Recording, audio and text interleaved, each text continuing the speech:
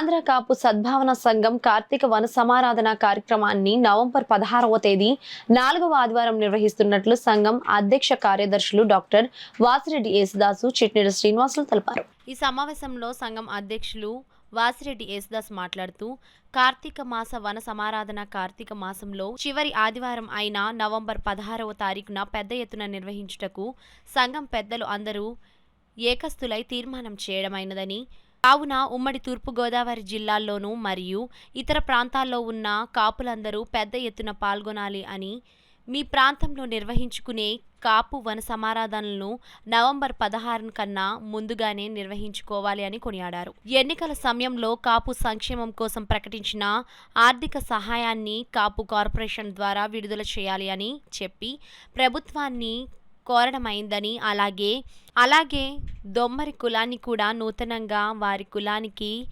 గిరిబలిజీ అని చెప్పి GO number 5 ద్వారా జారీ చేసిన జీవో నెంబర్ను రద్దు చేసి బలిజ యొక్క ఆత్మగౌరవాన్ని కాపాడాలి అని చెప్పి ప్రభుత్వాన్ని కోరడమైనదని, ఈ కార్యక్రమంలో సంఘం గౌరవ అధ్యక్షులు బసవ ప్రభాకర్, ప్రధాన కార్యదర్శి చిట్నీడి శ్రీనివాసు, సంఘోపాధ్యాయులు గొల్లపల్లి లక్ష్మణరావు తదితరులు పాల్గొన్నారు. మరి పారిశ్రామికవేత్తలుగా తయారు చేయాలన్నదే మా ఆలోచన అని చెప్పి సందర్భంగా తెలియజేస్తా ఉన్నాం. మనిషికి 1,50,000 కాకుండా ఒక గ్రూప్కి 25 లక్షలు ఇచ్చి కాపు సంఘాల కాపు కార్పొరేషన్ తోటి ఒక పరిశ్రమ తయారు చేసేలాగా కుటుంబాన్ని ఆదుకోవాలని ప్రభుత్వాన్ని కూడా గతంలో కూడా చెప్పడం కూడా జరిగింది. ఇప్పుడు కూడా చెప్తా ఉన్నాం. ఒక 25 లక్షల రూపాయలు ప్రతి కుటుంబానికి ఇచ్చి, ఏదైతే మాకు సంవత్సరానికి 2,000 కోట్లు ఇస్తా ఉన్నారో 2,000 కోట్లు కూడా రిలీజ్ చేయాలని క్యాబినెట్లో ఉన్న కాపు మంత్రులు అందరూ డిమాండ్ చేయాలా, కాపు ఎమ్మెల్యేలు అందరూ కూడా దీని మీద మాట్లాడాలన్నదే మా సంఘం ఆలోచన అని చెప్పి సందర్భంగా తెలియజేస్తూ ఉన్నాం.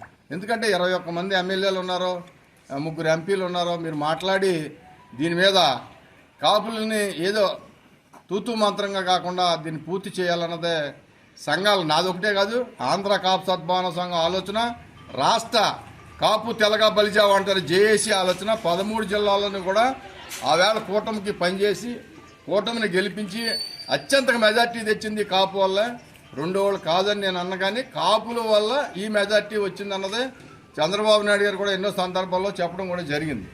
ఈ కూటమి ప్రభుత్వం ఏదైతే ఉందో వీళ్ళు ముగ్గురు మాట్లాడుకుని మాకు ఇస్తానన్నా, మాది ఎవరు వాటాలోని కోట అడగట్లేదు, ఇప్పుడు చెప్తున్నాం అప్పుడు చెప్తా ఉన్నాం. మాకు ఏదైతే మీరు చెప్పారో దాన్ని ఇవ్వాలని, రిలీజ్ చేయాలని కోరుకుంటా ఉన్నాం. 4వది రఘుపతి వెంకటరత్న నాయుడు గారు జన్మదిన శుభాకాంక్షలు తెలియజేయడానికి అక్టోబర్ 1వ తారీఖుని అందరూ కూడా రావాలని కూడా పిలుపునిస్తా ఉన్నాం. అక్టోబర్ 1వ తారీఖు రఘుపతి వెంకటరత్న నాయుడు గారు పుట్టినరోజు సందర్భంగా వారికి ఘనమైన నివాళులు అర్పించాలన్నది కూడా అందరికీ తెలియజేస్తా ఉన్నాం. ఈ భోజనాలు పొద్దున్న 9 గంటలకే అక్టోబర్ 1వ తారీఖు వెంకటపతి రాయుడు గారు ట్యాక్సీ దగ్గరికి రావాలని మిమ్మల్ని అందరినీ కోరుతా ఉన్నాం. అందరికీ కూడా పెద్దలకు కూడా చెప్పాలని చెప్పి సర్కిల్ దగ్గరికి రావాలంటే తెలియజేస్తా ఉన్నాం. 3వది ఈ వన్ భోజనాలు దాని గురించి అందరూ కూడా వచ్చి మీ సలహాలు సూచనలు ఇవ్వాలని, దాంతో గత ప్రతి సంవత్సరం కూడా మేమేమనుకుంటున్నామంటే గతం కంట మెరుగైన భోజనాలు అవ్వచ్చు, మెరుగైన సేవ అవ్వచ్చు, మెరుగైన గౌరవం అవ్వచ్చు, అన్ని రంగాలను కూడా ఈ కాపు తెలగ బలిజా వంటల కులాలని ముందుకు తీసుకెళ్లాలన్నదే. విద్యాపరంగా చాలామంది అనేక కార్యక్రమాలు చేస్తూ ఉన్నారు, మేము కూడా చేస్తూ ఉన్నాం. అందుకోసం అందరూ భాగస్వామ్యం కావాలా, అందరూ రావాలా. ఈ పార్టీలకు అతీతంగా ఈ 6 రకాల కులాలు కూడా ఇక్కడికి వచ్చి అటెండెన్స్ అవ్వాలని మేము కోరుకుంటూ, కాపు వన సమారాధన ఏదైతే ఉందో దాని ఏర్పాటు నిమిత్తం ఈరోజు కాకినాడ శుభం కాపు కళ్యాణ మండపంలో మరి మీటింగ్ నిర్వహించుకోవడం జరిగింది. పెద్దలందరూ నిర్ణయం మేరకు ఇప్పుడు మన ఆచారం ప్రకారం కార్తీక మాసం ఆఖరి ఆదివారం, చివరి ఆదివారం నాడు మనం నిర్వహించుకోవడం అనేది అందరికీ తెలిసిందే. ఆదివారం నవంబర్ 16వ తారీఖు వచ్చింది. ఆదివారం నాడు నవంబర్ 16వ తారీఖుని పెద్దలందరూ కూడా నిర్ణయించడంతో మనం ఇక్కడ ఏర్పాట్లన్నీ పూర్తి చేస్తూ ఉన్నాం. అలాగే జిల్లాలో ఉన్నటువంటి కాపులందరూ కూడా మరి ఆ రోజు మరి రావాల్సిందిగా కోరుతా ఉన్నాం. అలాగే వివిధ సంఘాలు ఏదైతే ఉన్నాయో కాపు సంఘాలు ఇతర ప్రాంతాల్లో ఉన్నవారు కూడా నవంబర్ 16 కన్నా ముందు కానీ ఏర్పాటు చేసుకోండి. నవంబర్ 16 అనేది మనం పెద్ద పండుగ మరి కాకినాడలో నిర్వహించుకుంటున్నాం కాబట్టి పెద్దలందరూ కూడా నిర్ణయించింది కాబట్టి మీరందరూ కూడా తరలి రావాలని చెప్పి, అలాగే జిల్లాలో ఉన్నటువంటి పెద్దలందరినీ కూడా ఆహ్వానించడం జరుగుతూ ఉంది.